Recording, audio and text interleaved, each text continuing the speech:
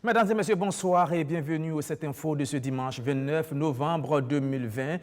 Cette info, vous l'imaginez, consacrée largement, très largement à la semaine politique de ces 5 dernières années, une semaine pleine de rebondissements. Élections couplées, présidentielles, législatives, proclamation des résultats, suspendues, reprises, terminées.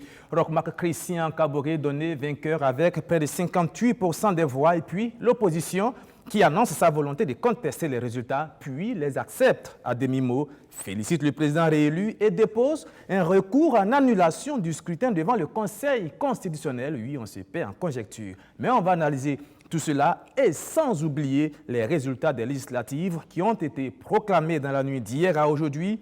Il y a les vainqueurs, il y a ceux qui reviennent et puis il y a ceux qui se sont mais littéralement effondrés.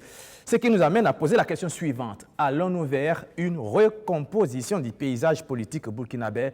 La réponse tout à l'heure avec nos analystes politiques pour analyser, commenter et décrypter. Mais avant, nous recevons d'abord notre premier invité de ce soir, Issa Dominique Konaté, conseiller spécial du président réélu, deuxième vice-président du MPP, chargé de communication et des relations publiques au cabinet du candidat Roch-Marc Christian Kaboré. Monsieur Konaté, bonsoir.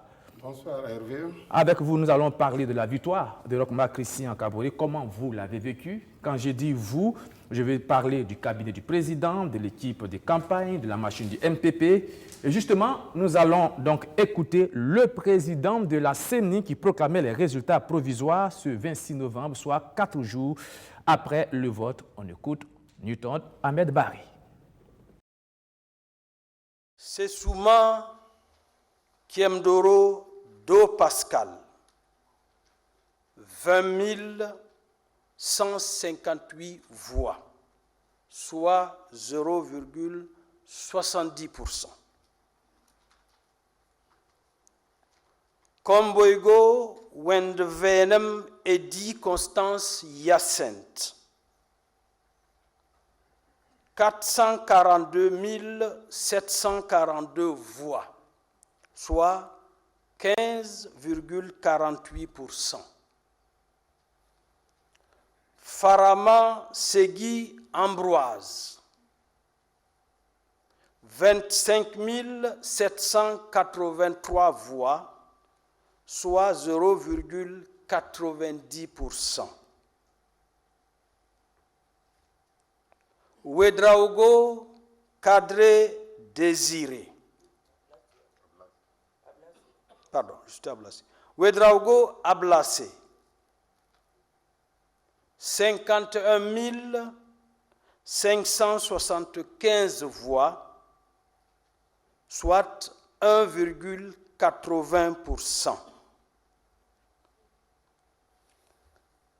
Ouedraogo Kadre Désiré. 95 977 voix, soit 3,36%. Zida Yakuba Isaac, 43 403 voix, soit 1,52%. Diabré Zéphirin, 356 388 voix, soit 12,46%.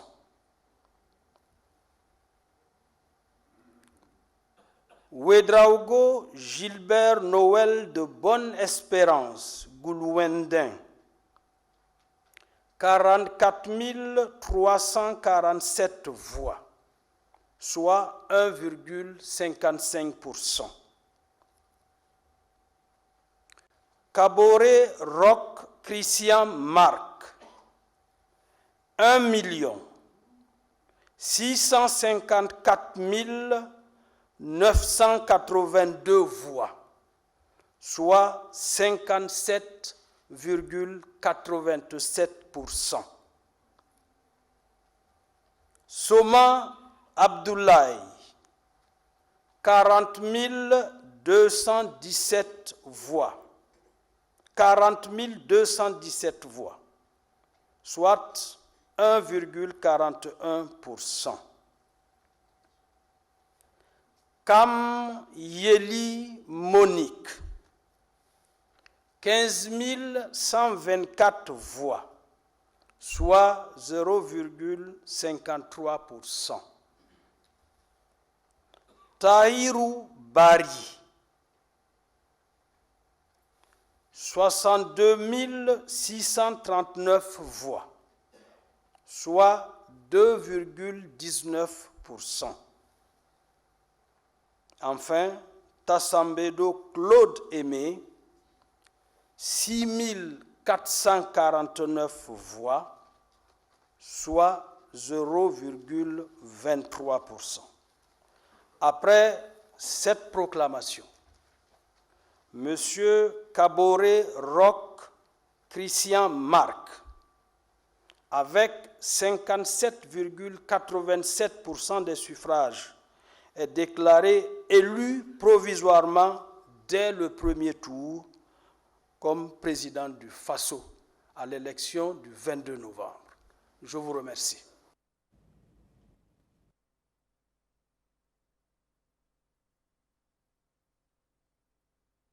Voilà, vous venez de le voir et de l'entendre aussi, Roch Marc Christian Kaboré, réélu provisoirement président du FASO avec très exactement 57,87% des voix. C'est tout logiquement que dans la soirée et toute la nuit du 26 novembre, l'ambiance était à la fête au quartier général du MPP, danse, chants et discours pour célébrer la victoire. On regarde. La fête au quartier général des Orangers. Ils étaient des milliers de militants et sympathisants du mouvement du peuple pour le progrès, tous vêtus aux couleurs du parti, à prendre d'assaut le QG de campagne du parti. Une seule raison, célébrer la victoire provisoire de leur champion, Roch Kaboré.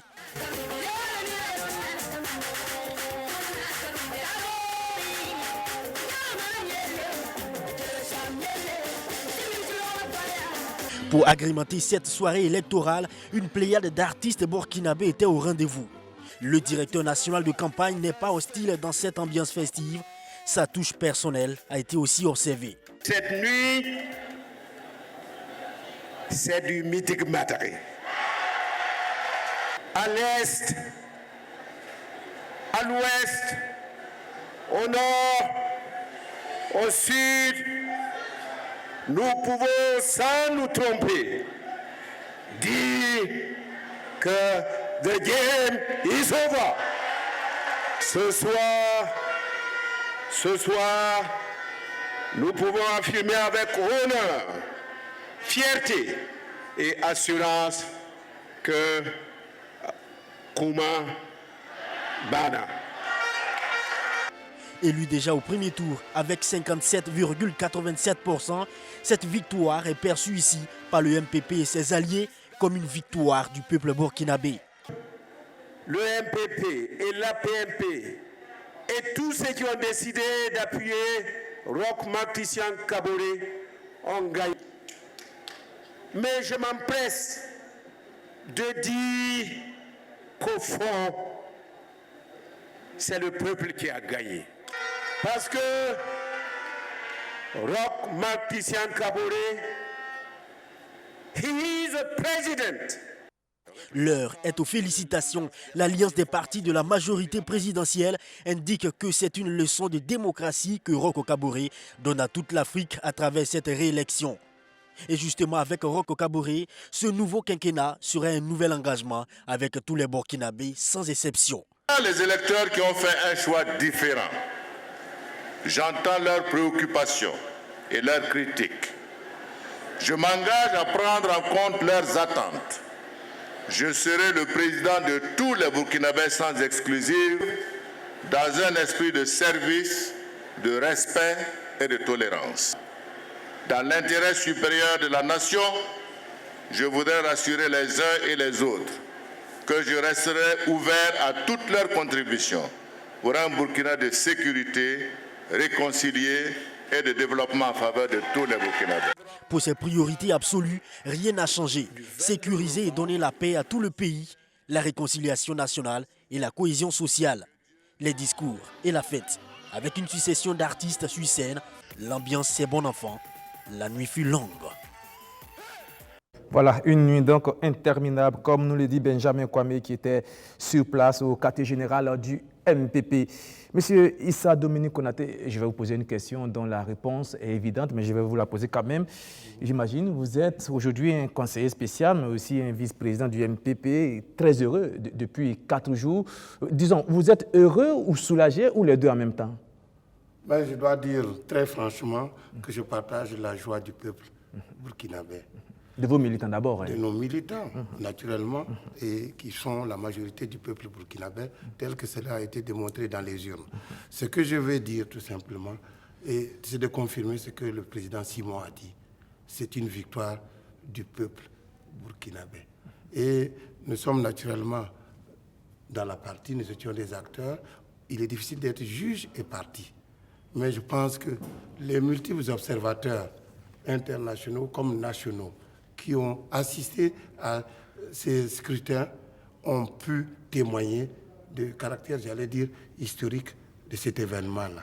Et le fait que ce soit passé dans la paix, sans incident majeur, est à l'actif du peuple burkinabé et aussi, surtout, à l'actif de tous les gardiens de la sécurité de ce peuple-là. J'ai parlé des forces de défense et de sécurité et de toute la population organisée pour assurer des élections qui sont passées dans la paix. Je pense que c'est une joie parce que c'est un renouvellement d'un contrat de confiance avec le président Roch Marc Christian Kaboré. Et comme il l'a dit tout à l'heure dans votre reportage, c'est pour davantage cultiver un Burkina de paix, de cohésion sociale et de développement pour tous. Justement, en parlant du candidat Roch Marc Christian Kaboré, je dis bien candidat parce qu'en ce moment, il n'était pas encore élu par rapport à la question que je vais vous poser. Comment il a vécu cette semaine? C'était une semaine de rebondissement et de suspense. Vous qui êtes son conseiller spécial, comment il a vécu? Stressé, serein par rapport aux différentes étapes de cette semaine-là? Parce que vous savez qu'il y a eu d'abord une première proclamation, ensuite elle a été suspendue, après elle a repris. Comment le chef de l'État a vécu toutes ces péripéties-là? Bon, je pense que les Burkinabés ont appris à connaître le personnage Roch Marc Christian Kaboré. Et je pense que l'une de ses qualités fondamentales, c'est cette sérénité dont il fait preuve et cet esprit de pondération dont il fait preuve. Et je crois que c'est pratiquement quasi communicatif et j'allais dire quasi contagieux. Et je pense que ça a été le facteur déterminant de tout le ton et de toute la conduite de la campagne électorale que nous venons de vivre.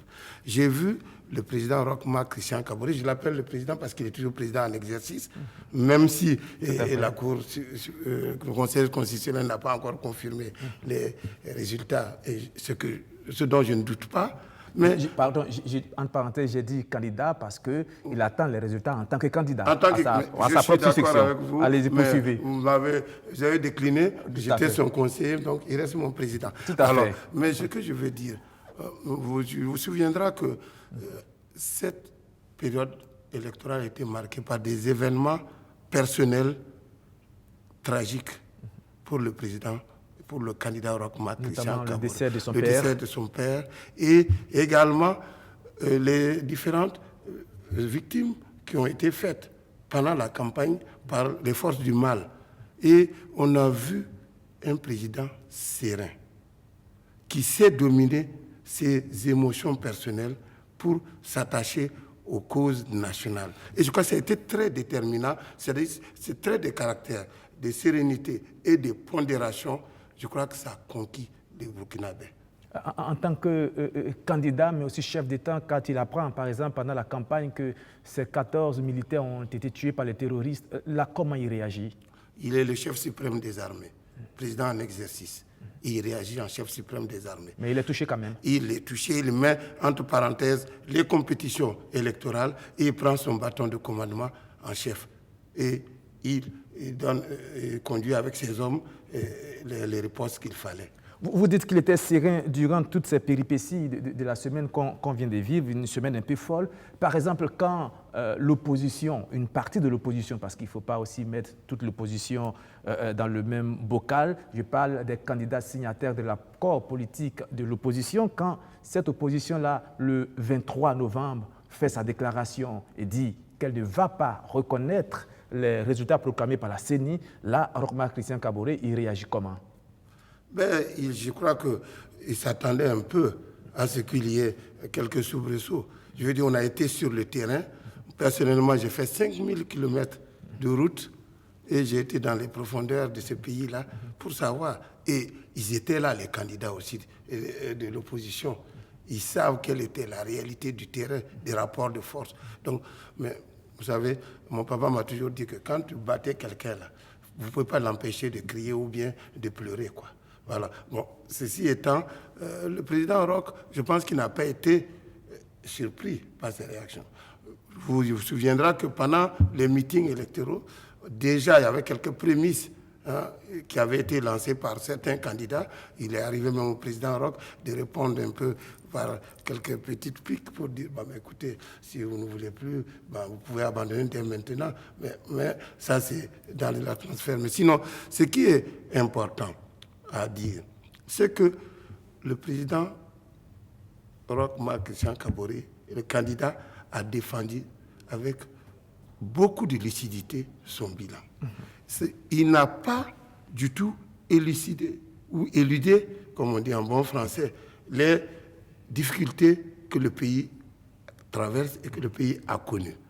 Et de façon très objective aussi. Voilà, il l'a défendu. Je reviens encore sur cet épisode parce que c'était important quand l'opposition dit qu'elle ne va pas reconnaître les résultats proclamés par la CENI. Est-ce qu'au sein de la direction du MPP, au sein de l'équipe de campagne, est-ce qu'à un moment donné on a eu peur? Est-ce qu'on s'est dit attention, est-ce qu'on pourrait basculer dans l'autre sens? Peur, non. Ça nous a un peu inquiétés. Surtout quand on regarde le climat dans lequel ça a été préparé. Je veux dire, toute la démarche de dialogue consensuel pour réunir toutes les conditions des élections apaisées. On était un peu surpris par certaines de ces réactions. Sachant que, dès le départ, la classe politique burkinabé a conquis l'admiration de tous les observateurs extérieurs par le fait qu'il y a une volonté partagée de renforcer les bases démocratiques du processus. En jouant à fond les institutions. Ils savent très bien qu'il y a les voies de recours quand il y a des problèmes. Donc, nous, quand nous avons pris ça, on a analysé la situation en tant que parti responsable et on a dit, nous, on reste toujours serein, on reste ouvert. Je veux dire, on ne cédera pas à la provocation. S'il y a des points qui sont soulevés et qui méritent, excusez-moi, qu'il y ait des échanges, nous regardons. Justement, est-ce que pendant cette période, c'était une petite période de flottement quand même, depuis l'annonce des opposants de ne pas reconnaître les résultats, dans la foulée, vous savez que les commissaires de l'opposition qui étaient au niveau de la CENI se sont retirés du processus. Après, le lendemain, le processus a repris, on a commencé à compter les voix. Et que durant cette période de flottement, il y a eu des canaux de communication entre les opposants et la majorité. Est-ce qu'il y a eu des tractations souterraines pour essayer de ramener les uns les autres à la raison? Il y a eu quand même quelque chose? Je crois qu'on n'a pas besoin de tractations souterraines. J'ai particulièrement admiré le sens, la responsabilité de la CENI et de son président, qui n'a pas fui devant les difficultés et qui a expliqué, je crois, sur les antennes, exactement quelles étaient les contraintes auxquelles ils ont été confrontés. Ça, c'est sur le plan administratif. Je veux dire, sur le plan politique, est-ce que, par exemple, Roch-Marc Christian Kaboré et Zéphirin Diabré peut-être se sont parlé au téléphone? Bon, moi, pas à ma connaissance, et je crois pas que c'était nécessaire à cette Et étape. au niveau des équipes de campagne? Au niveau des équipes de campagne, on a un canal commun où on se retrouvait. C'est au niveau de la CENI, où tous les partis, majorité comme opposition, sont représentés. Je veux dire, s'il y a des arguments par rapport au dysfonctionnement éventuel, c'était à ce stade-là que ça devait être développé, et nos représentants y étaient. Et je crois qu'en réalité, face à un certain nombre de griefs qu'on grossissait, la réalité a montré que, écoute, la montagne accouchait d'une souris et qu'il fallait revenir à la raison. Et je salue ce sens de la raison qui a animé les uns et les autres et qui sont revenus. Et le processus a continué. Il n'y a pas eu de téléphone rouge, par exemple, entre... Pourquoi vous voulez toujours chercher quelque chose de romancé derrière une réalité de compétition transparente où justement il ne faut pas... Non, ce n'est pas le moment de faire des tractations. Quand la situation est bloquée, elle n'était pas bloquée. Voilà. Il y avait des difficultés, mais la situation n'a jamais été bloquée, à ma connaissance. Ça a duré quelques heures, et puis les commissaires, conscients de leur serment qu'ils avaient pris, ont repris sereinement les discussions. Moi, c'est comme ça que je vois. Est-ce qu'au sein de l'état-major du MPP, on croyait vraiment à ce un coup KO, c'est-à-dire la victoire au premier tour? Est-ce que vous y croyez vraiment? Il n'y a pas eu de moment de doute pendant la campagne, quand vous avez vu la mobilisation de vos adversaires? Est-ce qu'il n'y a pas eu de moment de doute à un moment donné? Vous savez, il peut toujours arriver des grains de sable. Mais à l'origine, quand on a planifié son organisation, je dois affirmer, et je suis fier de le dire, que parmi tous les partis, nos compétiteurs actuellement, le MPP est sans doute le parti le mieux organisé et le plus structuré à l'échelle nationale. C'est vous qui le dites, point de vue. Je le dis et je l'assume. Deuxièmement, et fort de ça, et de la stratégie que nous avions, et de la conscience que nous avions que le peuple et les électeurs appréciaient positivement le bilan de l'action de Roch-Marc Christian Kaboré, n'en déplaise à nos détracteurs qui voulaient tout peindre en noir ou en rouge, selon la couleur qu'on préfère. Mais je veux dire une chose, nous avons évité de tomber justement dans des invectives inutiles ou dans des insultes. Quand on a vu que le ton montait de l'autre côté, nous on a gardé le cap. Parce qu'on était sûr de nos arguments. Vous étiez optimiste à 100% de la Personnellement, je suis un optimiste né et au sein de la direction, quand on a mis tous les moyens qu'il faut et en termes organisationnels, en termes de mobilisation, logiquement, sauf par extraordinaire, on s'attend à avoir une victoire et c'est ce qui s'est confirmé. Alors, vous avez la présidence, la majorité aussi à l'Assemblée nationale. Visiblement, les résultats sont tombés dans la nuit d'hier à aujourd'hui. Avec toute la majorité présidentielle, vous avez la majorité, c'est-à-dire que c'est une victoire retentissante. Comment vous allez gouverner? Qu'est-ce que vous allez faire de cette victoire-là? Je pense que le président et le candidat Roch, comme vous aimez le dire, a soumis au peuple un programme avec 10 chantiers qui sont très clairs. Je crois que le peuple a plébiscité ce programme. Bien sûr, comme le président Roch l'a dit tout à l'heure dans sa dernière interview, il a dit il prend en compte les propositions, les idées qui ont été avancées également par nos compétiteurs.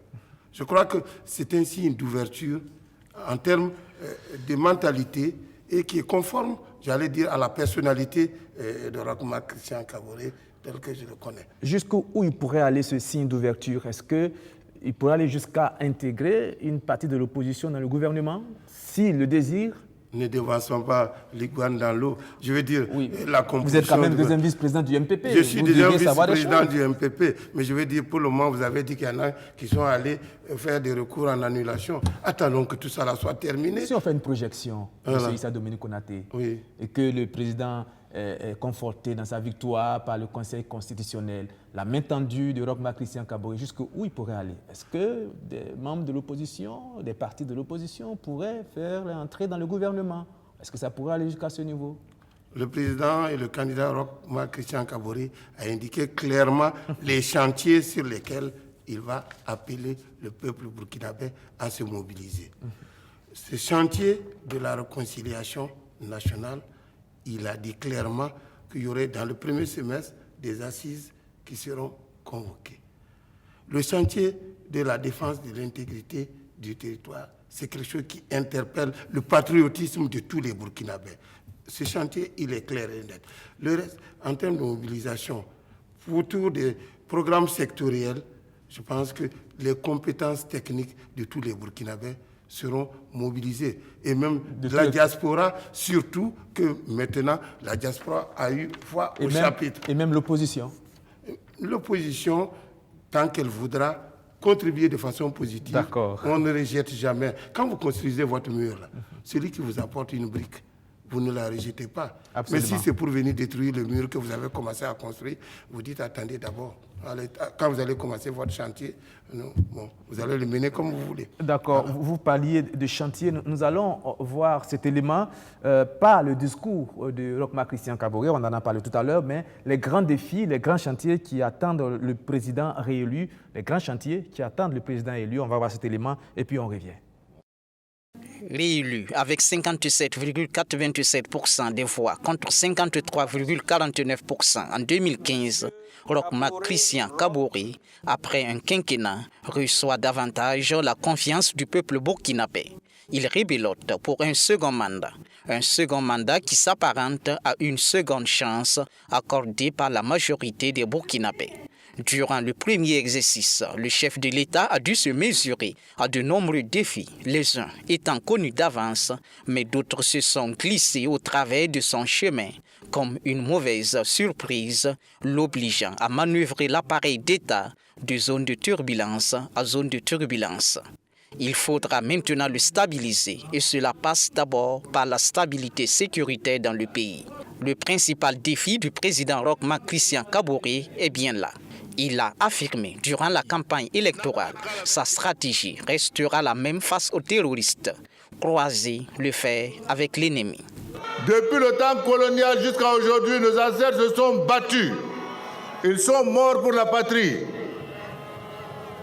Et nous devons être prêts à nous battre pour la liberté de notre pays, pour l'indépendance de notre pays, pour que chasser hors de notre pays ceux qui sont dans des pratiques terroristes. La fonction de leader terroriste pourrait ne pas être de ce quinquennat, tant le combat sera de longue haleine, mais les Burkinabés attendent de voir leur armée prendre le dessus durant les 5 prochaines années. Jouer le médiateur au sein de son propre pays, le président élu devra se montrer habile en la matière pour réussir la réconciliation nationale, l'un des principaux défis qui l'attend. Ce chantier de la réconciliation nationale déjà placé sur les tablettes du chef de l'État lors du mandat précédent devient comme un impératif pour sa gouvernance. Il a annoncé le retour de l'ancien président Blaise Compaoré dès les premiers mois suivant sa réélection, ce qui devra être un symbole de sa volonté à réunifier les Burkinabés. Roch-Marc Christian Kaboré devra également fumer le calumet de la paix avec les partenaires sociaux, une relation dans laquelle les mésententes de nature de jeunes couples l'ont empêché d'instaurer un véritable pacte social avec la masse laborieuse du Burkina au cours de son premier mandat. Après le coup d'arrêt de 2014, l'économie burkinabé n'a jamais connu la relance espérée. La remettre à flot sera ni plus ni moins la preuve des capacités du chef de l'État à impulser le développement du pays. Les priorités seront d'accroître les investissements dans les secteurs sociaux comme la santé, l'éducation et les infrastructures routières, le secteur qui a embelli son mandat écoulé. Roch-Marc Christian Kaboré et son gouvernement ont su, durant les 5 ans passés, empêcher ce qu'on qualifie de bombe à retardement du Burkina d'exploser. La question du logement et du foncier. 5 ans de sursis est donné au maître à bord pour la désactiver. Les défis s'annoncent nombreux et immenses pour Roch-Marc Christian Kaboré. C'est donc à espérer qu'il saura composer l'équipe à même de réussir la mission qui l'attend dans un pays où tout est priorité. Je me tourne encore vers vous, Issa Dominique Konaté. Je précise que vous êtes conseiller du président Roch-Marc Christian Kaboré. Vous êtes deuxième vice-président du MPP. Vous êtes aussi chargé de communication et des relations publiques au cabinet du candidat Roch-Marc Christian Kaboré. Vous venez de voir cet élément. Il y a encore beaucoup à faire. Naturellement. Sinon, on ne serait pas un pays en voie de développement. Il y a beaucoup à faire. Et on ne développe pas un pays en 5 ans ou en 10 ans. Je veux dire, c'est une perspective.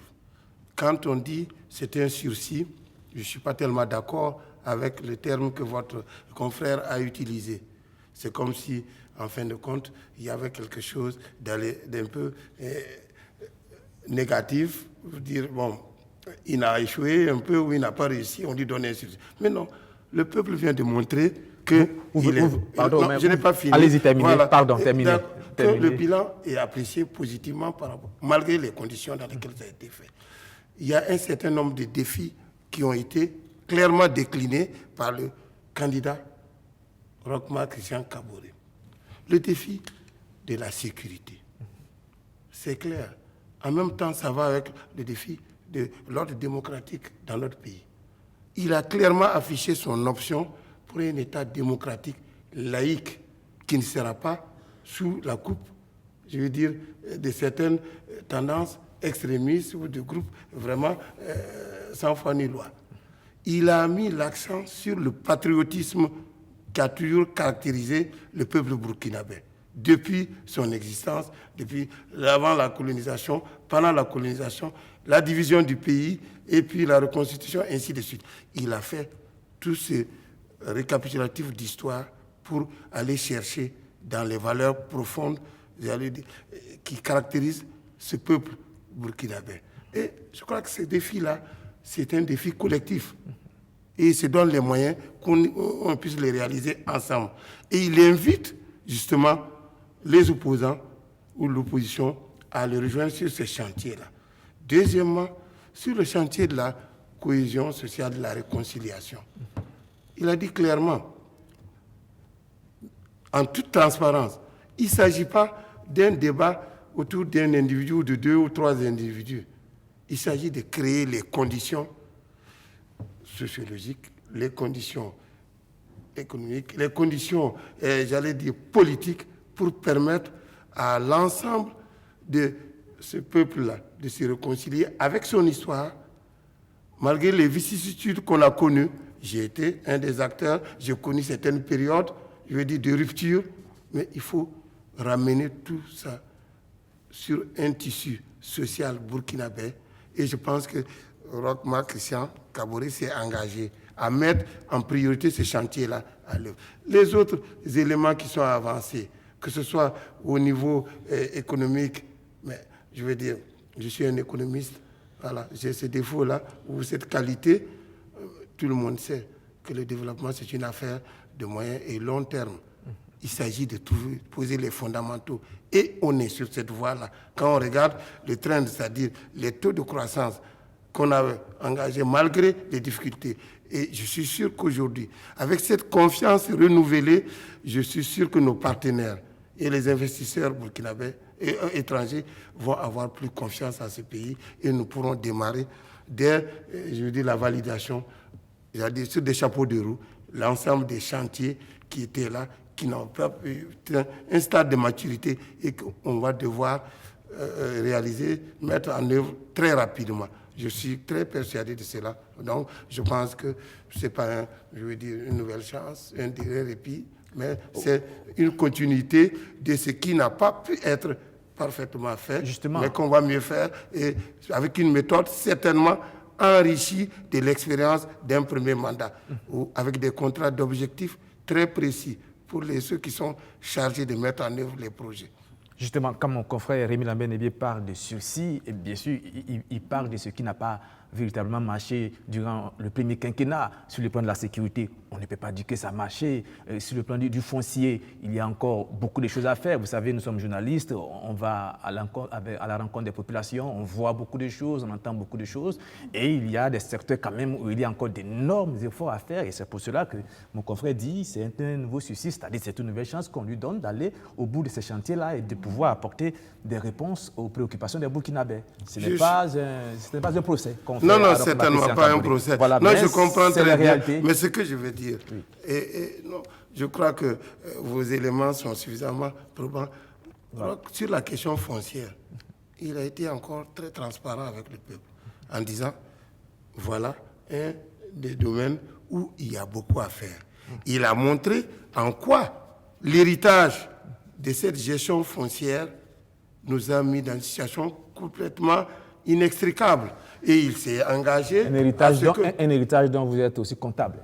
En parenthèse, en fait, rapidement. Tous les Burkinabés continuez de développer. Tous les Burkinabés sont comptables, y compris vous, de ça. Parce que c'est vous qui étiez aux affaires. Tous les peuples ont des dirigeants qui le méritent, aux affaires. Et le peuple burkinabé vient de nous faire confiance. D'accord, allez-y, terminez. Absolument. Non, ce n'est pas pour nier. Oui. Non, il y a des insuffisances, il y a des espaces d'amélioration. On n'est pas Dieu là. Tout n'est pas achevé. Tout ne peut pas être parfait. Et c'est notre raison d'être. C'est pour ça que vous êtes là, c'est pour ça que je suis là, pour continuer à améliorer les choses. Vous êtes très optimiste et c'est bon, c'est très important aussi pour la dynamique de la marche, dans la marche d'un pays. Et une dernière question, elle est un peu provocatrice, mais je vais la poser quand même.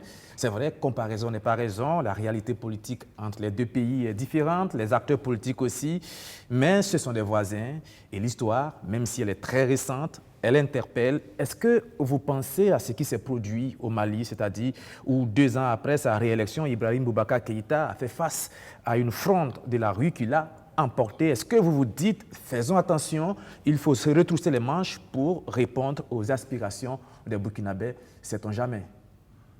Je pense que c'est une donnée de l'histoire. Tant que le peuple ne se retrouve pas dans ses aspirations satisfaites, et l'histoire du Burkina le montre clairement, il trouve des formules pour se manifester. Il ne me vient pas de juger ce qui se passe dans les pays frères du Mali et la classe politique, et je sais qu'il y a des hommes politiques assez avertis au Mali pour pouvoir faire face à la situation là-bas. Mais ce que je veux dire tout simplement, c'est que ce qui se passe au Mali n'est pas un cas isolé. Notre pays a connu les mêmes choses dans le passé. Et les mêmes causes produisent toujours les mêmes effets.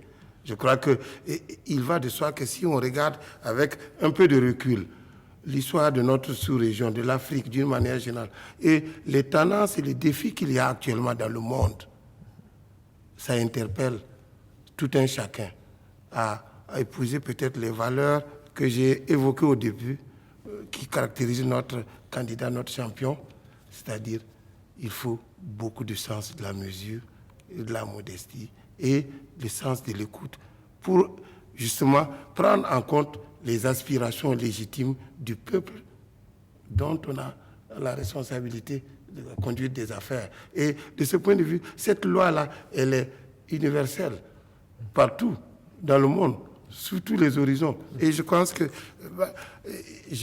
qu'il nous appartient en tant que parti au pouvoir, le MPP, d'anticiper. Nous avons un dernier mandat que ce champion-là va exercer. Il s'est engagé, on n'est pas dans la répétition des mandats. Ça, c'est clair. Mais en tant que formation politique, on a des aspirations beaucoup plus grandes. Et il nous appartient, au cours de ce mandat-là, de mettre notre parti en ordre pour qu'il puisse survivre au candidat et au président Roch et pouvoir justement jouer son rôle de direction de notre peuple dans le bon sens. À vous entendre, vous êtes très lucide sur cette question. Nous sommes à la fin de cet entretien. Merci, M. Issa Dominique Konaté, d'avoir accepté de répondre à notre invitation. Vous savez que ces derniers temps, avoir des hommes politiques sur nos plateaux, c'est compliqué, surtout ceux de l'opposition qui sont un peu plus discrets. On espère qu'ils viendront nous parler et expliquer leur position aussi dans les jours à venir. Peut-être un dernier mot avant de nous quitter. Merci, c'est vous qui venez de dire l'attitude de l'opposition. Comme dirait l'autre, c'est vous qui le dites. Alors, je ne vais pas m'aventurer sur ce terrain-là, mais disons que je suis persuadé qu'en tant qu'homme public, et tant qu'on accepte des responsabilités publiques, on ne doit pas fuir les débats. On doit toujours aller au-devant du peuple pour expliquer quelles sont nos convictions et puis avoir son adhésion pour permettre de réaliser avec lui les rêves qu'on peut nourrir.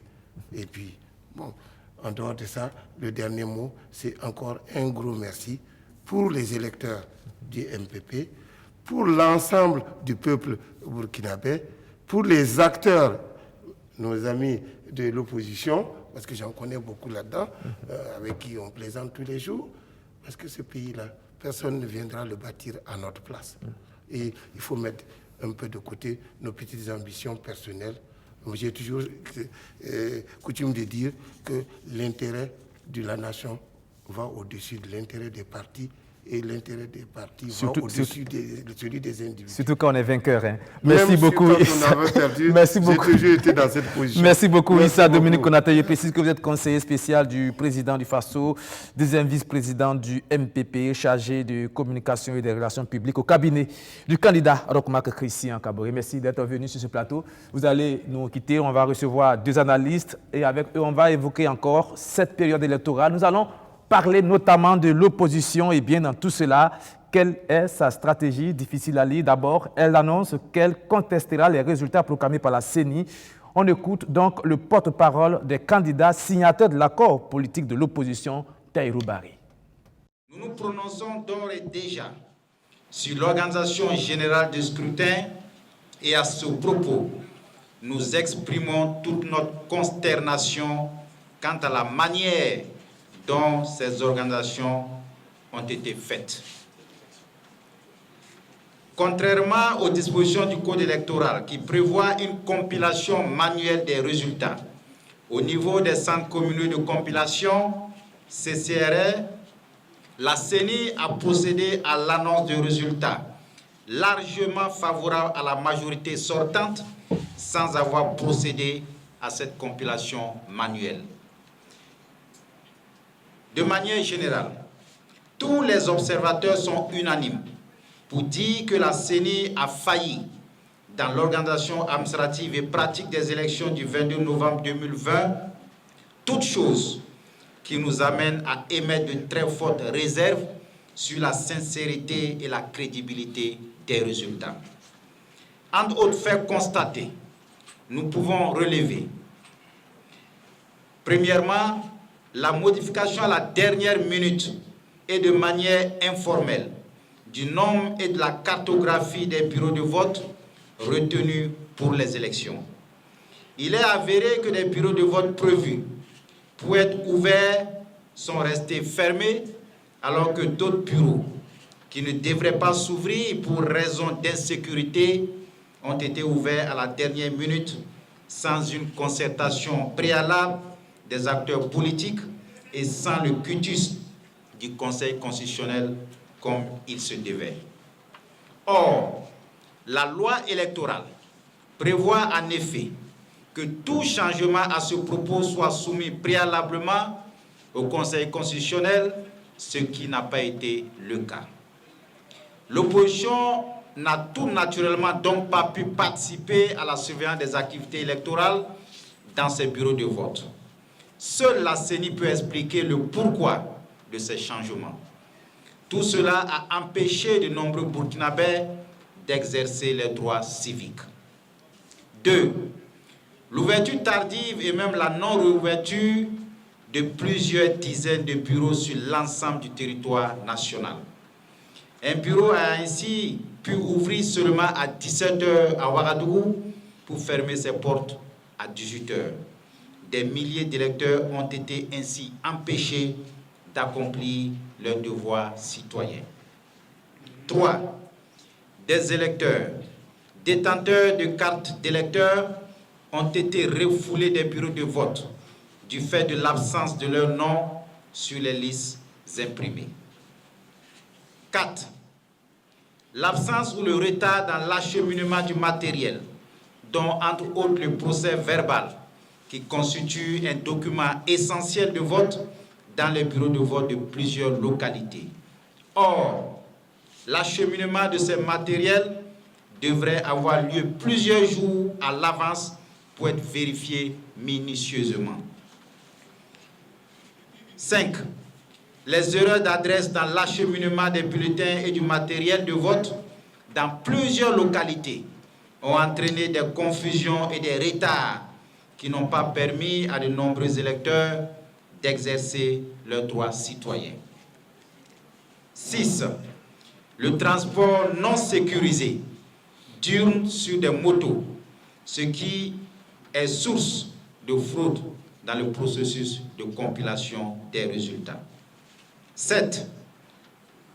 La non-affichage des listes des électeurs devant les bureaux de vote, comme cela est prescrit par les textes en vigueur. 8. le non-paraphe systématique des bulletins de vote par le président et un membre du bureau, comme cela est prescrit par la loi électorale. 9. La non prise en compte, la non prise en charge des représentants des partis politiques dans les bureaux de vote, contrairement aux dispositions de la loi électorale. Cela a occasionné des défections avec les conséquences que l'on connaît. Enfin, l'ensemble du processus a été fortement émaillé de fraude.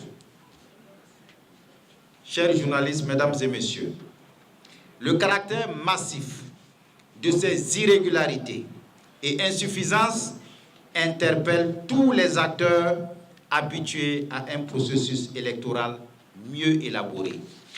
De ce qui précède, il est constant que la CENI n'a pas été à la hauteur de la mission de bonne organisation des élections qui est à sa charge, toute chose qui a été relevée expressément par plusieurs observateurs internationaux. Cette mauvaise organisation comporte deux conséquences majeures. Premièrement, elle pénalise les candidats de l'opposition, le pouvoir ayant toujours la possibilité de se réajuster par rapport à la situation. Deuxième conséquence, elle jette un discrédit sur les résultats des scrutins dont la CENI a commencé l'annonce. En tout état de cause, les signataires de l'accord politique de l'opposition n'accepteront pas des résultats entachés d'irrégularité et qui ne reflètent pas la volonté du peuple burkinabé. Cette déclaration que vous venez d'entendre a été faite le 23 novembre, c'est-à-dire au lendemain du vote. Il faut dire que dans la foulée, les commissaires de l'opposition présents à la CENI se sont retirés des travaux. La proclamation des résultats a été suspendue. Elle a repris le 24 novembre, le lendemain, et puis 2 jours après, c'est-à-dire le 26 novembre, la Commission électorale nationale indépendante a proclamé les résultats totaux provisoires, donnant Roch-Marc Christian Kaboré vainqueur avec près de 58% des voix. Le soir même de ces résultats, eh bien, on aura une nouvelle réaction des candidats signataires de l'accord politique de l'opposition. Eh bien, cette fois-ci, le ton et le contenu seront différents. On écoute toujours Tahirou Barry. L'opposition politique, à travers l'accord politique de Ouagadougou, prend acte des résultats provisoires proclamés par la CENI. Se réserve le droit d'utiliser les voies légales de recours pour traiter des irrégularités relevées au cours du déroulement du processus électoral et tout particulièrement au cours du scrutin du 22 novembre 2020. L'opposition politique réaffirme à l'attention de l'opinion publique nationale et internationale sa volonté renouvelée de préserver la paix, la stabilité et la sécurité au Burkina Faso en plaçant l'intérêt supérieur de la nation au-dessus de toute autre considération. Pour analyser, commenter et décrypter tout cela, 2 analystes sur ce plateau qui m'ont rejoint. Siaka Koulibaly, notre analyste politique, consultant BF1. Et puis Aruna Zakane, analyste politique. Messieurs, bonsoir. Merci d'être venus. Il faut préciser que ces mêmes signataires de l'accord politique de l'opposition sont allés féliciter le président réélu et ont déposé après un recours en annulation du scrutin devant le Conseil constitutionnel. Aruna Zakane, je me tourne vers vous.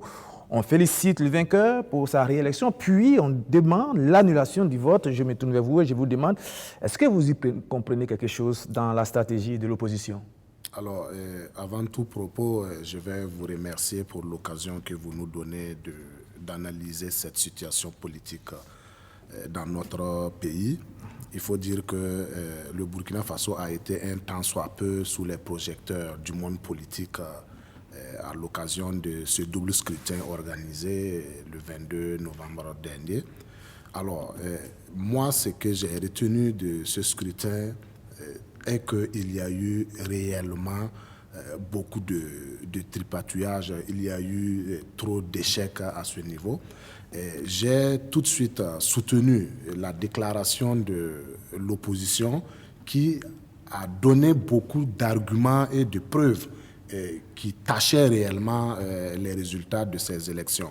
Alors, je me suis rapidement perdu également en voyant encore ces mêmes acteurs se précipiter à féliciter un candidat qu'on croit avoir remporté des élections de manière frauduleuse.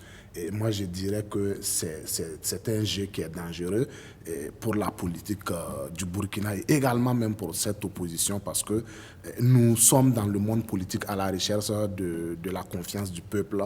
Parce que pour moi, je fais tout dans ce monde politique-là en recherchant quand même la satisfaction et le soutien du peuple.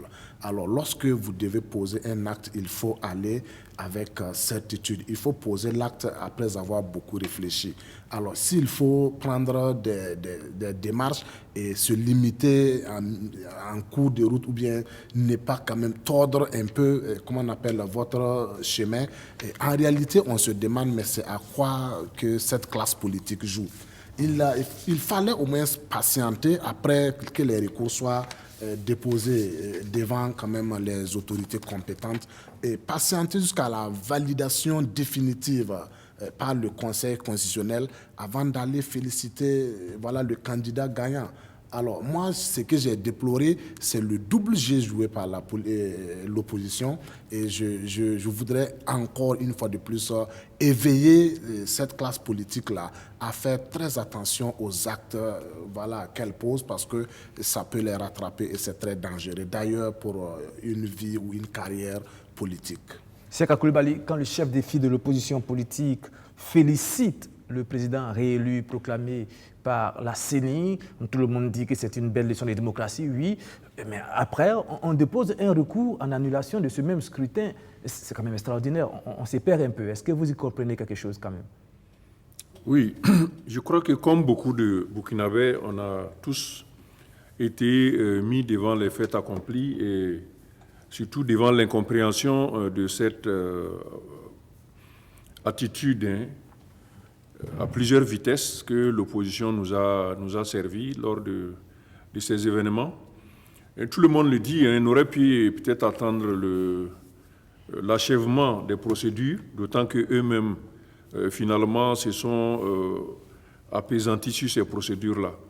Pour prendre un exemple, vous voyez qu'aucun chef d'État étranger ne félicite pour le moment le candidat déclaré, même si on sait que c'est une question de procédure, de forme seulement, le temps que cette élection, cette victoire soit proclamée, mais on attend parce qu'on croit que la justice peut encore, parce que le code électoral le dit, le Conseil constitutionnel peut annuler les résultats. Du moment où cette possibilité juridique existe, il faut attendre l'achèvement des procédures avant de poser les actes.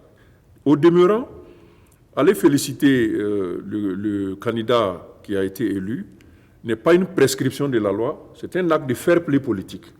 Donc c'est un bonus pour ceux qui partent le faire, mais ce n'est pas une obligation. Ce qui fait qu'il aurait peut-être fallu attendre que l'exhaustion des procédures, d'autant qu'ils tiennent à ça comme voie ultime de solutionnement de ce qu'ils considèrent comme une crise électorale. Donc pour l'instant, on ne comprend pas bien pourquoi les déclarants de la contestation des résultats sont allés, et en rang dispersé en plus, faire cette félicitation, parce qu'on les a vus contester ensemble, mais pour féliciter le gagnant, ils ne se sont pas concertés apparemment, et c'était comme si les gens voulaient dévancer l'autre pour y accéder. C'est une situation qu'on ne comprend pas du tout, parce qu'en félicitant le président réélu, on entérine au moins politiquement sa victoire, et le lendemain, on demande que le vote soit annulé. C'est complètement extraordinaire. Peut-être qu'on aura l'occasion de les recevoir sur nos plateaux pour essayer d'entendre leurs explications, pour qu'ils expliquent. Mais peut-être que, comme on l'a dit, nous, de l'extérieur, nous ne connaissons pas la consistance du dossier déposé pour le recours, pour l'annulation. Et comme ce sont eux qui ont déposé, ils connaissent très bien quelle est la consistance de ce dossier-là. Peut-être que c'est pour ça qu'ils nous donnent une indication en allant féliciter. L'indication, c'est que peut-être le dossier est peut-être vide et que voilà. c'est juste pour la forme. Le Conseil constitutionnel finira par confirmer Roch-Marc Christian Kaboré. On va parler des résultats du vote en lui-même. Siaka Coulibaly, si on veut mettre des mots sur les chiffres, qu'est-ce qu'on dirait? Roch-Marc Christian Kaboré, il a complètement écrasé, étrillé, balayé ses adversaires. Il fait près de 58% des voix. Je précise que son score est supérieur au double du score de ses deux principaux rivaux. C'est dire quand même l'écart entre les voix. Qu'est-ce qu'on peut dire? Roch-Marc Christian Kaboré était-il trop fort ou bien ses adversaires étaient-ils trop faibles? Moi, je crois que la principale explication ici du non-match dans ces élections, c'est que l'opposition a dû croire trop tôt à sa victoire en se basant essentiellement sur le bilan du candidat sortant, où tout le monde disait oui, sur le plan de l'insécurité, il n'y a pas de débat, c'est clair que c'était un échec pour le président. La fronde sociale n'a pas permis un fonctionnement harmonieux de l'administration publique. L'économie, la microéconomie est en difficulté, notamment le secteur informel. Donc, les opposants se sont dit, c'est cuit, on va gagner l'élection. Ce qui fait d'ailleurs que la stratégie, par exemple, de se mettre autour d'un seul pour aller contre Roch Kaboré, ils n'ont même pas pensé parce que eux tous croyaient que c'était déjà bon et chacun pensait avoir sa chance dans ce rejet supposé que le peuple ferait au président en place. Donc, dans ça, ils n'ont pas beaucoup réfléchi aux différentes stratégies très fines qu'il aurait fallu avoir du point de vue électoral, du point de vue également judiciaire pour la suite, si bien qu'il y a beaucoup de situations devant lesquelles ces opposants se sont retrouvés confrontés comme ça, par surprise, avec les résultats qui tombaient, et ils ne pensaient pas que ça pouvait se passer comme ça. Aruna Zakane, comment vous analysez cette victoire mais retentissante de Roch-Marc Christian Kaboré et de la majorité? Les résultats des législatives sont tombés dans la nuit d'hier à aujourd'hui. Là encore, il n'y a pas match.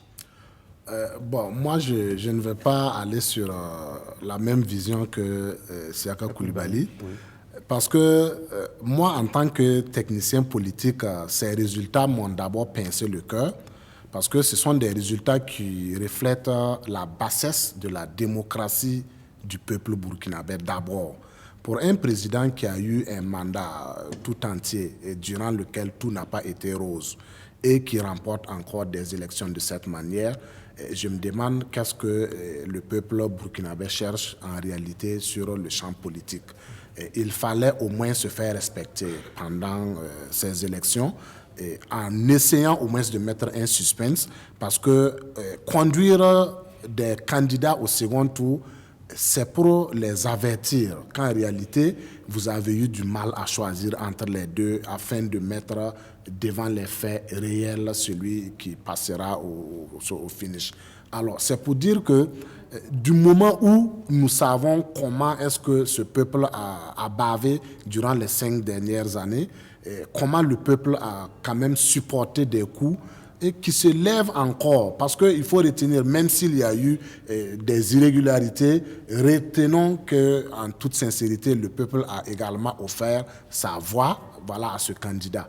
Alors je me demande comment est-ce que le candidat lui-même se sent après avoir analysé le mandat passé, puisque cette classe, le clan même de ce candidat, se sont félicités du mandat passé, chose dans laquelle nous ne nous retrouvons pas, parce que nous ne sommes pas ici, comment on appelle, pour parler mal ou bien pour dire des choses qui n'existent pas. Quand vous dites que nous ne nous retrouvons pas, nous c'est qui? Oui, moi je parle du peuple burkinabé et même en tant que c'est le même peuple qui a réélu Roch-Marc Christian Kaboré. Merci. Et il faut dire, peut-être vous allez terminer, il faut dire aussi que Roch-Marc Christian Kaboré n'a pas eu honte de son bilan. Partout où il est passé, il a défendu son bilan.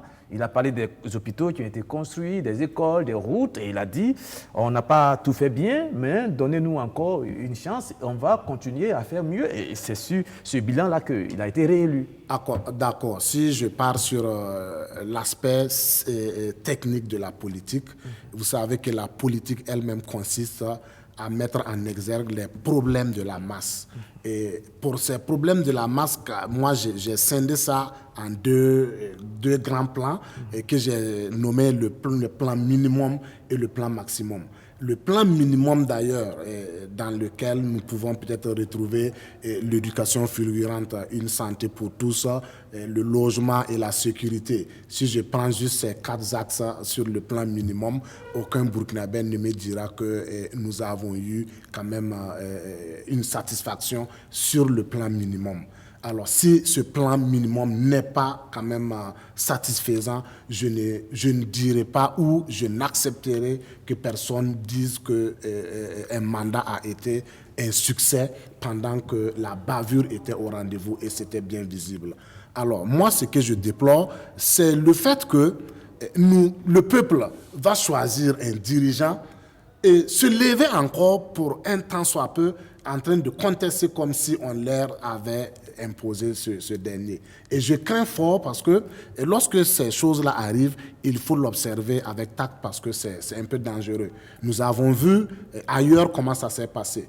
Lorsque vous passez par tous les moyens pour obtenir le pouvoir et que vous ne vous préparez pas à satisfaire la masse. Vous ne pouvez pas dire tous les moyens, M. Zakane. Oui, tous les moyens parce que nous avons vu... C'était une élection. Réellement. Quand vous dites tous les moyens, ça en fait beaucoup de choses.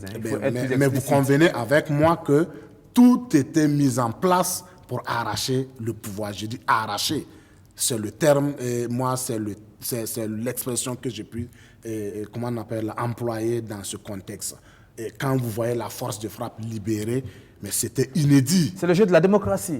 Réellement. Chacun fait selon les moyens. Voilà. Il a été réélu. Aujourd'hui, il a été réélu.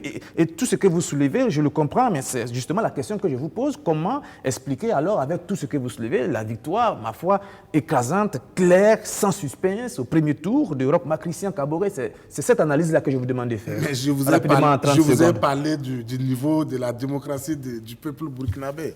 Et c'est pour vous dire qu'en réalité, moi, j'ai foi en ce peuple, mais bon, je doute réellement voilà, de ce niveau que nous prônons partout à travers nos expressions. Et sincèrement, je dirais, comme Che Guevara l'a dit, les libérateurs n'existent pas, c'est le peuple qui se libère. Mais je crains fort pour mon peuple si réellement il est sur la voie de la libération. Ça, c'est votre avis et il est important de le dire et de l'analyser ainsi. Sékou Coulibaly, les résultats des législatives, je le disais, sont tombés dans la nuit d'hier aujourd'hui. Et c'est clair, on a le MPP qui a 56 députés, et avec le NTD 13 députés, l'UNI-PS qui a 5 députés. La majorité est très assurée là-bas encore. Bon, et dans ces législatives, il y a aussi des perdants. Bon, on va parler de l'UPC qui est passé de 13 députés à 12 députés. Et l'UPC qui vient maintenant en 4e position des forces politiques parce que l'UPC vient derrière le MPP, derrière le CDP et derrière NTD. Ça veut dire qu'il y a une véritable recomposition du paysage politique. À quoi pouvons-nous ou devons-nous nous attendre dans les jours et les semaines à venir? Qu'est-ce qui peut arriver? Alors, sur le plan général d'abord, il faut quand même tirer les grandes tendances de cette élection législative. Il y a eu quand même une forte participation des partis. Sur les 180, il y a 126 qui étaient présents pour ces législatives. Et pour la première fois depuis 1959, on a eu 15 partis qui seront représentés à l'Assemblée nationale. C'était la première fois qu'on atteint ces chiffres. La dernière fois, c'était 14. Cette fois-ci, nous sommes à 15 partis qui seront à l'Assemblée nationale. Donc, ce sont des données importantes qui peuvent expliquer que, quelque part, la démocratie, malgré tout, est en train donc, de se faire, de se consolider. Sur le plan pratique, il faut annoncer que le MPP n'a pas la majorité, a une majorité simple, mais pas la majorité absolue. Donc, sera obligé de s'allier à d'autres forces pour pouvoir avoir la majorité absolue. Sauf qu'ici, peut-être que ça sera plus facile qu'en 2015, puisque son allié traditionnel, qui est l'UNIR-PS, a maintenu son score de 5 députés. Le NTD est venu en force avec 13 députés. Et comme c'est une force de la majorité déjà sortante, on imagine qu'elle va rester donc dans cette majorité, d'où elle va s'allier avec le MPP, et cette majorité parlementaire sera acquise. Donc il n'y a pas de discussion à ce niveau. La majorité n'est pas au MPP, mais elle est à la majorité parlementaire passée. Sur le plan politique, tout dépendra de comment celui qui a reçu le mandat du peuple va réagir par rapport à cette situation. Et c'est là où il est important, si on veut juger sur pièce, de retenir ces deux interventions depuis le soir de l'élection. Il y en a eu deux déjà. Il a fait une première intervention le jour de la proclamation des résultats provisoires et une seconde aussi qu'on a pu voir sur vos antennes ici. Donc, dans ces deux interventions, je note un ton différent de ce qui a toujours prévalu jusqu'à présent. Le discours n'est pas un acte suffisant, mais c'est un acte nécessaire. Il faut qu'il annonce l'orientation qu'il va donner. Un acte qui donne le ton. Qui donne le ton de ce qu'il va probablement faire. Et c'est là où il faut qu'on l'attende. Est-ce qu'on va continuer dans l'esprit du clivage politique ou on reste dans le formalisme simple des élections où ceux qui ont gagné gouvernent et ceux qui ont perdu s'opposent. Donc ça, c'est une approche des choses. Mais on peut aussi considérer que le pays est dans une situation particulière à laquelle il faut apporter une gouvernance particulière. Et c'est un peu cette idée de réconciliation qu'on retrouve et qui se retrouve dans le deuxième discours de Roch Kaboré également, que j'ai retenu avec insistance, puisque jusque-là, il n'en faisait pas cas. Les gens parlaient beaucoup de réconciliation. La réponse était qu'il faut d'abord aller à la justice, après on verra comment on va faire la réconciliation. Maintenant, c'est lui qui annonce, parle de la réconciliation. Nous verrons quels seront les premiers actes. Parce que même pour faire la réconciliation, pour la conception de cette réconciliation, il faut des forces qui peuvent ne pas se retrouver seulement au MPP. Donc, est-ce qu'il aura la capacité d'aller au-delà de son cercle restreint politique pour pouvoir trouver les ressources dont dispose le pays, ou même ailleurs, c'est une possibilité, pour pouvoir réaliser les défis nationaux. Parce que ces défis nationaux, si on prend les programmes des 13 candidats, y compris le sien, on peut les dégager facilement. Il s'agit de la sécurité, il s'agit de l'apaisement du climat social. Et si on va en dehors de ce cadre politique-là, on va au tréfonds de la société burkinabé. Il y a des endroits où le chef de l'État n'y va pas, il ne discute pas avec certaines catégories de personnes, et il y a un son également qui remonte de ce côté-là. Ce son-là dit, plus de sang versé et l'argent. Donc voici les défis nationaux qui se présentent. Est-ce qu'on reste dans le clivage politique primaire, majorité-opposition, ou bien on va au-delà pour faire face aux défis nationaux?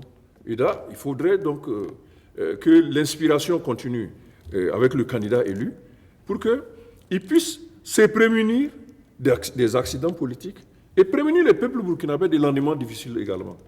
Donc c'est important que ces aspects-là soient ressortis pour qu'on sorte donc du formalisme politique où la victoire effectivement existe, où il y a l'euphorie de ceux qui ont travaillé et qui ont remporté l'élection.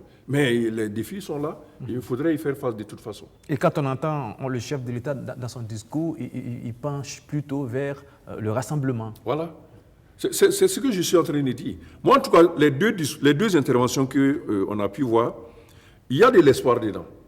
Maintenant, comme vous le savez, lorsqu'il y a ce type de situation, il y a des logiques, des dynamiques, des groupes d'intérêt qui vont se former, qui vont prendre d'assaut la citadelle du chef de l'État qui vient d'être élu, pour essayer d'instaurer des réseaux de pouvoir, ce qu'on appelle des réseaux de pouvoir. Et c'est souvent ces réseaux de pouvoir qui brouillent le contrat que le peuple a passé avec quelqu'un. Et il sait très bien de quoi il s'agit, mais parfois, il n'est pas face avec le peuple, il est face avec des groupes qui ont l'opportunité de le voir, de discuter avec lui, de faire des choses ensemble. Et c'est comment il aura la capacité de surmonter ces premiers niveaux-là pour pouvoir faire face à son peuple et répondre aux attentes qu'il a formulées à son endroit. Saka Coulibaly, ce double scrutin présidentiel et législatif a été complètement fatal pour certaines formations politiques. On va prendre précisément le cas de l'UPC. l'UPC qui s'effondre, mais c'est un désastre pour les scores. D'abord, pour les législatives, de 33 députés en 2015, l'UPC vient avec 12 députés seulement. On a vu aussi pour la présidentielle, avec 36% en 2015. Zéphirin Diabré retombe à peu près 12% en 2020. Il perd près de 24 points en 5 ans. Comment est-ce qu'on peut expliquer le naufrage, c'est le mot qu'il faut dire, les chiffres le disent, de l'Union pour le progrès et le changement? C'est quoi les dernières démissions, la division du groupe parlementaire? Qu'est-ce qui s'est passé pour que l'UPC s'affaisse ainsi? Moi, je pense qu'il faudrait que l'opposition, d'une manière générale, et Zéphirin Diabré en particulier, puisqu'il était le chef de file de cette opposition, écrive un cahier qui serait chronique d'une défaite électorale, malgré les milliards déversés. Parce qu'il y a eu beaucoup d'argent qui a été mis sur le terrain quand même, avec les tournées dans les régions, les meetings et tout l'entraînement qu'il y a eu autour de ça. Maintenant, comment malgré tous ces moyens déversés, il y a quand même ces résultats qui sont faméliques, il faut le dire très clairement. Je pense que, comme je l'ai dit tantôt, le premier argument, c'est que il y a eu une minimisation, peut-être, de la capacité électoraliste du MPP par ses opposants. Donc, ils ont peut-être cru que le bilan il suffirait, puisque partout quand on tourne, les gens disent oui, ça ne va pas, l'insécurité, les terroristes, etc. Donc, pour eux, c'était suffisant. Il suffisait juste d'aller dans les urnes et on capitalisait un certain mécontentement. Et ça fait qu'ils ont peut-être négligé certains travaux qui auraient été indispensables pour pouvoir venir à bout. Il y a aussi que la stratégie de l'opposition, et en particulier du chef de file de l'opposition, si vous faites le point de 2015 à maintenant, on a eu, dans les 2 premières années, une certaine agitation de sa part, notamment avec un grand meeting à la Maison du Peuple, qui a fait beaucoup de secousses. Ensuite, il y a eu en 2018 une grande marche sur l'insécurité. Le thème, c'était de mobiliser, les gens devaient cotiser pour qu'on donne à la... Mais après ça, il y a eu un vide, que ce vide-là a peut-être joué énormément contre le candidat de l'opposition, en particulier le chef des files de l'opposition. Parce qu'à ce moment, les problèmes sécuritaires étaient plus importants et on ne voyait plus du tout l'opposition en train de venir au charbon pour mettre la responsabilité du chef de l'État en question sur la question de la sécurité. Au-delà du fait d'organiser des grands meetings, il y a le fait que ces acteurs-là n'investissaient pas les plateaux des médias. La plupart du temps, on les invitait et ils n'arrivaient pas, ou ils envoient des gens qui, l'un dans l'autre, n'arrivaient pas vraiment à ressortir les points de vue. Donc, mais pour l'UPC, on a assisté... en parenthèse, pour l'UPC, il faut rendre à César ce qui est à César. Ils nous ont toujours envoyé des personnes d'un certain niveau. Zéphirin Diabré lui-même a été reçu à plusieurs reprises. Oui. Donc, quand même, ils ont fait ce travail-là au niveau de la presse, quand même. Que ce soit à BF1 ou dans d'autres chaînes de télévision, oui. Ils ont envoyé déjà d'un certain niveau pour essayer de défendre les points de vue. Nous sommes en train d'expliquer la débâcle. Oui, tout à fait. C'était juste une parenthèse. Voilà. Allez-y. C'est pour ça que je reviens pour dire que, sur le plan de la scène politique, on a vu un certain désengagement les 3 dernières années. Ce qui peut avoir joué sur l'engouement, l'appréciation de la capacité à assumer un rôle national peut être fait à ce niveau-là. Je n'ai pas des données collectées selon les normes pour pouvoir répondre à ces éléments, mais ce sont comme ça des idées, des idées qu'on est en train d'essayer de se faire avant d'avoir les moyens de réfléchir sur comment est-ce que cela s'est produit. Zakane, est-ce qu'au nombre de ce que Sékou Coulibaly vient de dire, des différentes raisons qui peuvent peut-être expliquer cette débâcle de l'UPC, est-ce qu'on peut mettre aussi la gestion du parti? Parce qu'on a constaté que durant ce quinquennat, il y a eu beaucoup de soubresauts au sein de l'Union pour le progrès et le changement, notamment le groupe parlementaire qui a été pratiquement scindé en 2, et puis à quelques semaines seulement, à une semaine seulement de la campagne présidentielle, des cadors du parti qui annoncent leur démission, Nathanaël Ouedraogo et tout le reste, ça a fait quand même désordre. Est-ce que vous pensez que cette situation-là a pu avoir un impact sur le résultat du double scrutin? Alors moi, au premier point, c'est la gestion même que j'accuse, parce que la gestion d'un parti politique est fondamentale dans son existence et même sa vie dans la généralité. Il faut dire qu'un parti politique, c'est l'ensemble des personnes qui voient, qui ont la même vision ou qui veulent atteindre et qui visent les mêmes objectifs.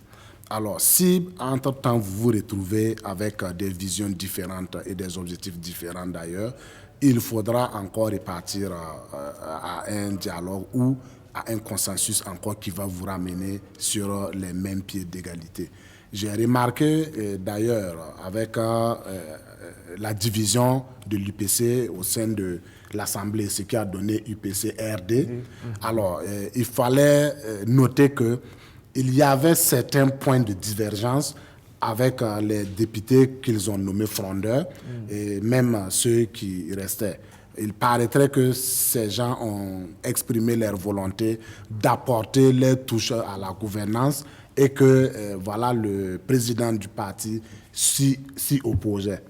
Alors, il s'oppose avec ses raisons et je pense que ces raisons devraient être discutées et expliquées de façon explicite afin d'amener les gens à avoir la même compréhension des choses.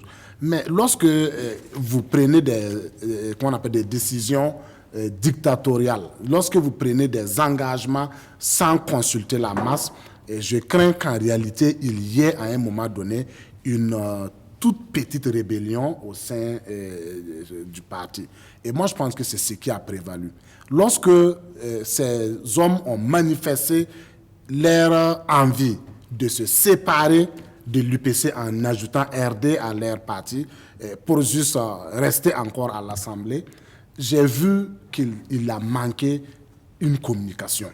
Parce que s'ils se retrouvaient, je suis sûr qu'à toute assise, vous allez trouver le juste milieu d'un consensus afin de pallier au manquement ou à des lacunes qui puissent encore vous amener à aller un peu plus loin. Alors, mais jusqu'aujourd'hui, nous avons vu que le problème qui a engendré d'abord même cette division au niveau de l'Assemblée n'a pas été résolu, jusqu'au point de voir des cadors, comme vous dites, qui ont fait défection à quelques semaines des campagnes électorales. C'était sûr et certain que ça allait donner vraiment un coup froid à ce parti. Alors, ils ont gardé une sérénité, ils sont allés aux élections, ils ont battu campagne, mais vous remarquerez qu'il y avait quand même, ça se sentait, il y avait toujours, quelques signes de mécontentement et on a senti la faiblesse même pendant même ces campagnes électorales. Vous avez vu comment notre candidat Zéphirin Diabré ne se retrouvait pas sur beaucoup de plans. On sait que le mal était déjà consommé. Et pourtant, la campagne a mobilisé du monde. Hein. Oui. Beaucoup de personnes, on l'a vu dans nos différentes éditions, ouais, beaucoup de personnes. Et pourtant, la réalité des urnes a été autre. Sega Coulibaly, dans quel état pourrait être Zéphirin Diabré aujourd'hui?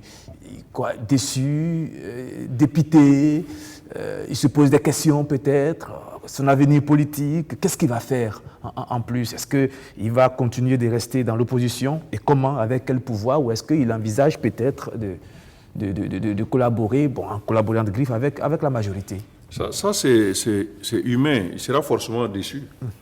Parce que les ambitions qu'il a affichées n'ont pas été réalisées. Donc, sur le plan purement humain, il y a forcément de la déception. Sur le plan politique également, il y a aussi de la déception pour le fait de ne pas avoir pu réaliser un objectif. Donc, c'est clair qu'il va être déçu. En ce qui concerne l'avenir, là, il faut peut-être qu'on revienne à ce qu'on a dit tantôt, à savoir que les enjeux nationaux sont tels qu'il va falloir forcément qu'on surmonte le clivage classique opposition-majorité pour pouvoir voir dans quelle mesure on peut faire contribuer toutes les ressources humaines, politiques disponibles. Je suis formel sur ce plan-là. C'est pour ça que je retiens beaucoup les interventions du chef de l'État, où je retrouve des points sur cette orientation-là. Est-ce qu'aujourd'hui, Zéphirin Diabré et l'UPC seraient prêts à entrer au gouvernement, dans un gouvernement d'ouverture? Oui. Je pense que tout dépendra de l'offre qui leur sera faite. Parce que quand on parle... Est-ce qu'ils ont le choix avec vraiment... ils n'ont plus le pouvoir, hein, 12 députés, 12%, est-ce qu'ils ont encore le choix? Ils ont le choix. Ils peuvent rester... Même à un député, certains partis resteront dans l'opposition. Avec quel pouvoir? Non, avec le pouvoir de la politique. Parce que pour eux, ils peuvent se dire ce n'est qu'une mésaventure qui peut être rattrapée très rapidement en changeant la stratégie qui a été adoptée sur les 5 années passées. Il peut tirer leçon de ce qui s'est passé et rester à l'opposition pour continuer à agir. Mais je dis que l'enjeu du moment est tel que s'il arrivait que le chef de l'État effectivement mette en application les orientations qu'il a déjà annoncées, que l'UPC soit interpellé et que notamment Zéphirin Diabré, comme on le connaît très bien maintenant, avec tout ce dont il dispose comme capacité, puisse être peut-être mis à contribution dans le cadre de la nouvelle gouvernance.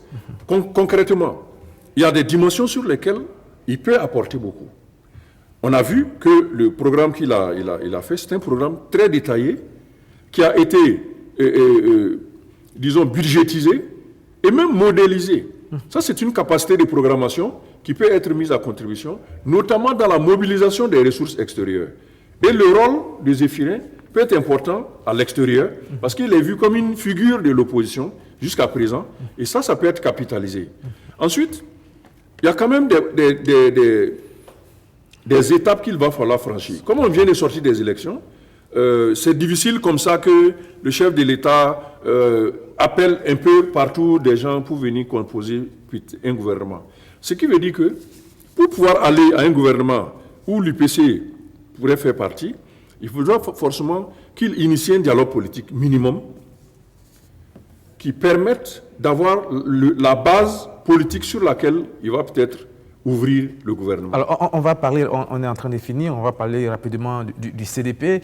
Le CDP qui fait 15% à la présidentielle et qui obtient 20 députés pour les législatives, 2 de plus que 2015. Qu'est-ce qu'on peut dire? Le CDP, il se réveille ou bien il est encore somnolent? Disons que le CDP se maintient, parce qu'ils avaient 18 députés en 2015, ils ont 20 maintenant. On n'est pas très loin de la situation de 2015.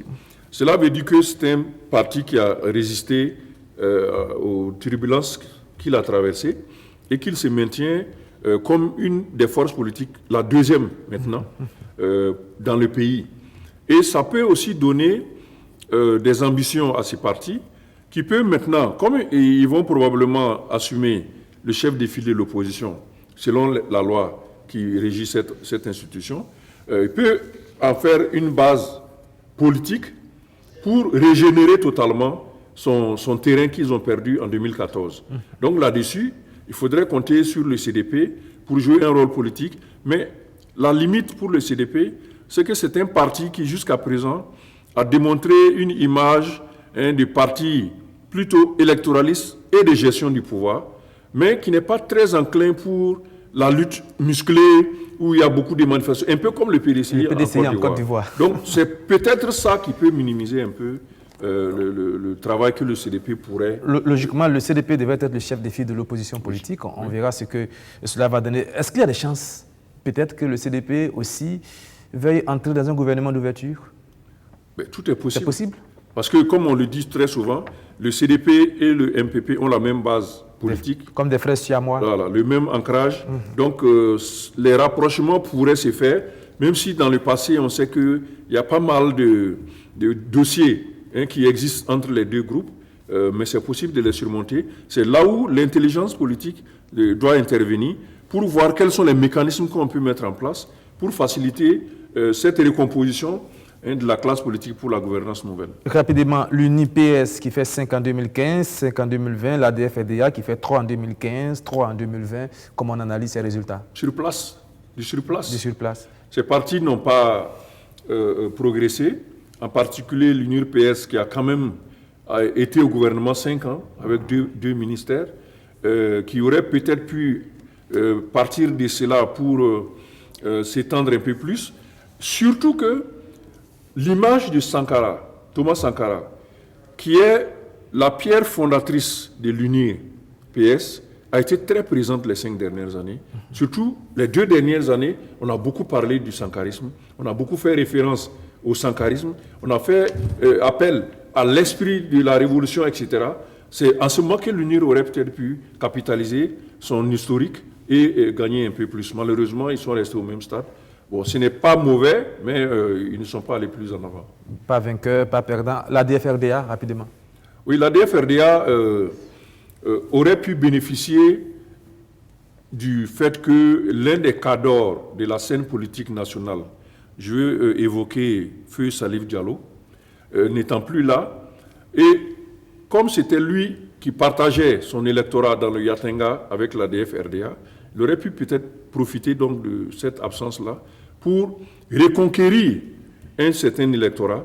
Malheureusement, cela n'a pas été le cas et ils sont restés au même niveau. Donc, disons qu'ils n'ont pas vraiment capitalisé sur les opportunités qu'il s'est présentées à eux. La surprise du chef, ici, c'est le NTD qui passe de 3 députés à 13, 10 députés de plus en 5 ans. On a dit que pour l'UNIPS, ils avaient deux ministres au gouvernement. Ils auraient pu en profiter. C'est en se basant sur le cas du NTT qu'on peut dire ça aussi, puisqu'ils n'avaient qu'un seul ministre et ils ont fait cette progression électorale importante. C'est une progression fulgurante. Voilà, donc, comparaison n'est pas raison, mais il faut en tenir compte. Aruna Zakane, on va parler aussi d'autres aspects de ce vote. Nous sommes en train de terminer, on est très en retard. Il y a eu de la nouveauté quand même. Il y a eu des personnes détenues qui ont voté. Et puis, il y a eu aussi le vote de la diaspora. Et puis, pour la première fois, on a eu un candidat hors du pays, mais qui a été candidat à l'élection présidentielle. Ce sont des faits marquants.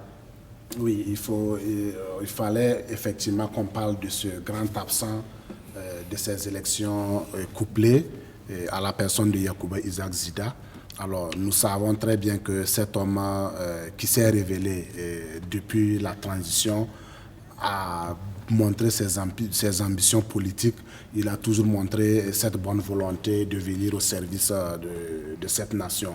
Alors, depuis qu'il a montré ses envies de revenir sur la scène politique, nous avons assisté vraiment à beaucoup de choses qui ne sont pas tout à fait catholiques, mais bon, parce que toute chose qui a une forme judiciaire et politique, moi je vais analyser simplement le côté politique pour dire que ça a rendu encore ces élections-là inédites, parce que c'est la première fois que le Burkina a enregistré un candidat dont sa candidature a été validée et qui est empêché de rentrer encore parce qu'il connaît des procédures judiciaires.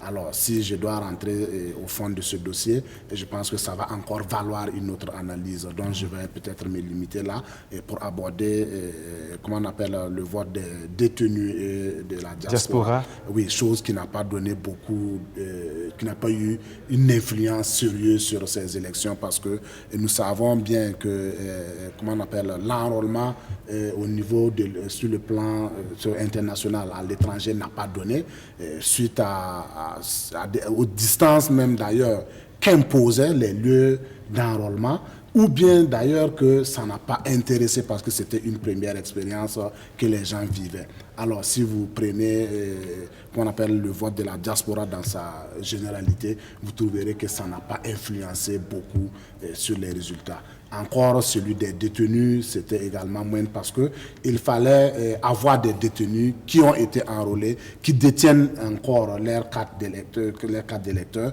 ce qui n'a pas été massif. Voilà, donc vous verrez qu'il y avait ceux qui étaient déjà détenus avant même l'enrôlement n'ont pas pu parce qu'on n'a pas tenu compte de les amener à s'enrôler parce qu'il fallait prévoir leur vote. Oui.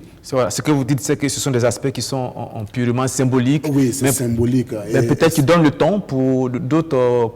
Pour une expérience politique, oui. Parce qu'il faudra peut-être dans le futur tenir compte et pendant les enrôlements, les amener à s'enrôler. Faire mieux.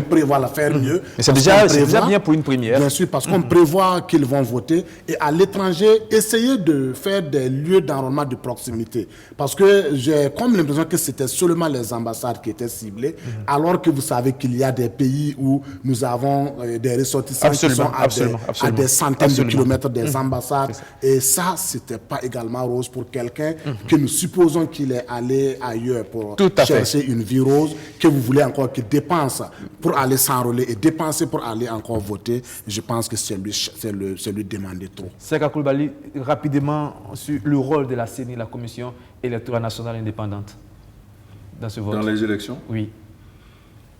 La CENI Elle a été beaucoup décriée, hein, surtout pendant la proclamation des résultats, les dépouillements. C'est vrai que... Et pourtant, elle a fait un travail formidable durant tout le processus, mais vers la fin, il y a eu quand même quelques grains de sable qui ont grippé la machine. On l'a déjà dit ici, le processus s'était bien déroulé jusqu'au jour des élections. Et c'est là où on a constaté beaucoup d'irrégularités. Je ne reviens pas sur tout ce que les candidats de l'opposition ont relaté, qui sont jusqu'au nombre de 10 points, qui sont quand même des constats réels. Et pour se demander qu'est-ce qui peut justifier qu'on ait un tel niveau de dysfonctionnement. Et on l'a déjà analysé également ici. Moi, je crois que le fait d'avoir chaque fois des renouvellements de commissaires, ça fait qu'on ne capitalise pas les erreurs. Ceux qui sont là, par exemple, cette fois-ci, avec l'expérience de 2020, ne seront pas là en 2025. Et il y a une autre équipe qui va venir, qui va aussi apprendre en 2025. Donc, nous ne capitalisons pas. Il y a aussi que... peut-être qu'il faut réfléchir un peu plus au profil des gens qui animent la commission électorale, quitter un peu plus le profil politique, parce que là, ce sont les acteurs politiques qui désignent, les acteurs de la société civile organisée qui désignent, et on ne tient pas trop compte du bagage électoral, des capacités techniques de ces gens-là avant de les emmener. Peut-être que la loi devrait un peu plus préciser que le profil de ceux qu'on désigne doit être d'un certain niveau pour pouvoir peut-être éviter les grands dysfonctionnements. Alors, nous allons terminer totalement avec ces acteurs très importants de cette période électorale, mais des acteurs qu'on a peu cités et qu'on a peu félicités. Pourtant, ils ont joué un rôle fondamental. Je parle des forces de défense et de sécurité qui ont fait tout le travail qu'il fallait pour sécuriser ces élections-là. Je pense qu'on ne l'a pas dit assez et quand ce n'est pas bien fait, on le dit, mais quand c'est bien fait aussi, il faut avoir le courage de le dire. Ailleurs au Mali, on a vu des candidats qui ont été enlevés, kidnappés par les terroristes. Ici, à un moment donné, on a craint, avec tout ce déplacement de foule, de ces files pour aller voter, on a craint qu'à certains endroits, le pire puisse se produire.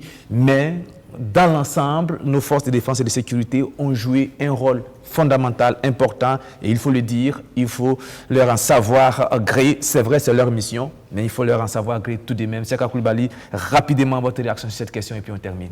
Non, je suis tout à fait d'accord avec ce que vous dites. Si on parle de dysfonctionnement, il ne s'agit pas des forces de défense et de sécurité qui, au contraire, doivent être crédités de félicitations importantes parce qu'elles ont maîtrisé la situation sécuritaire, même si ça a été facilité par l'identification des zones sur lesquelles il ne fallait pas donc, prendre des risques. L'essentiel est que là où on a voulu faire l'élection, il n'y a pas eu d'attaque sur ces zones-là.